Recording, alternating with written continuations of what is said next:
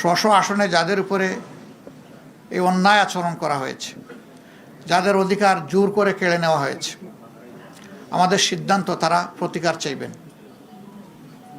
সুনির্দিষ্ট সময়ের ভিতরে যদি আমরা প্রতিকার পাই তাহলে এক কথা, কিন্তু যদি না পাই তাহলে এখানেও আমরা বাধ্য হব আমাদের পথ ধরতে।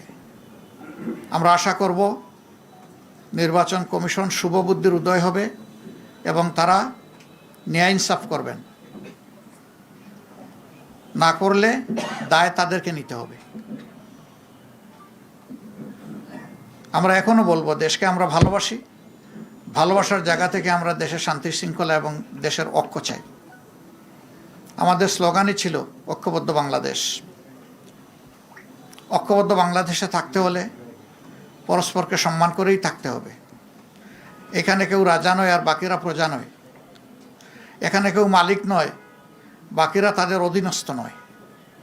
এখানে সকলেই বাংলাদেশের একই সংবিধানের অধীনে সমান অধিকার তারা ভোগ করবেন।